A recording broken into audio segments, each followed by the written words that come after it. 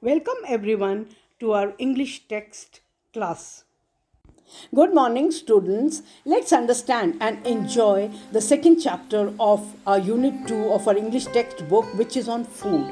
Children, we all know that food is an essential part of our living. After breathing, eating is an activity that humans do most frequently during their lifetime. This chapter, children, also gives us the information of ancient times during our great great grandfathers, entitled Grain as Big as a Hen's Egg. Once upon a time, a traveler who was passing through a ravine came across an unusual thing the children were playing with, as large as a hen's egg. He bought it for a penny from the children and sold it to the king of that province.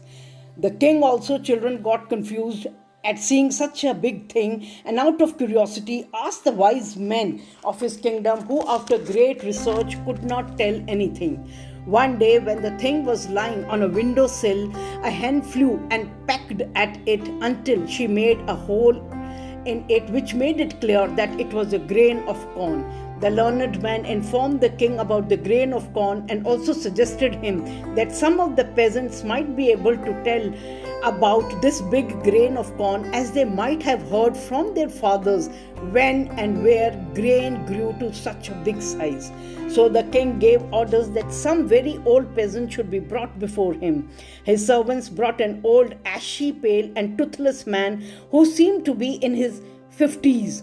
He came walking with the help of two crutches, children, who was so deaf that he could hardly hear what the king said. The king showed him the grain and asked him, "Can you tell us, old man, where such grain as this grew?" "No," the man answered, "I never sowed nor reaped any like it in my fields, nor did I ever buy any such. But you might ask my father," he said. "He may have heard where such a grain grew." So the king sent for the old man's father, who was about 70 years of age, and he came walking with one crutch. Though the old man was rather hard of hearing, he still heard better than his son. He also gave the same answer as his son, but he told the king that he had heard from his father say that in his times the grain grew larger and produced more flour than ours. So the king sent for this old man's father, who was near about 90 years of old. Children, he entered walking easily and without crutches. His sight was clear, hearing good, and spoke distinctly. The king showed him the grain of corn and looked at it, bit a piece off, and tasted it, and told that it is long since he saw such a fine grain which used to grow in his times.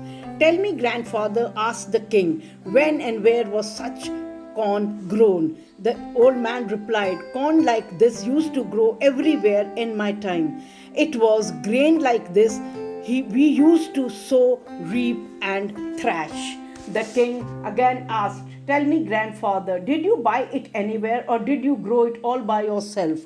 The man smiled. "In my time," he answered, "no one ever thought of such a sin as buying or selling bread. We knew nothing of money. Each man had corn of his own." "Then tell me, grandfather," asked the king, "where was your field? Where did you grow corn like this?" The grandfather answered, "My field was God's earth. Wherever I plowed, there was my field. Land was free. It was a thing no man called his own. Labor was the only thing men called their own." Children, he wanted to tell that people were satisfied with what they had. They never traded with food grains. They labored hard and loved to do all the tasks manually. "Answer two more questions," said the king. "The first is, why did the earth bear such grain then and has ceased to do now?" Ceased, children, means stopped.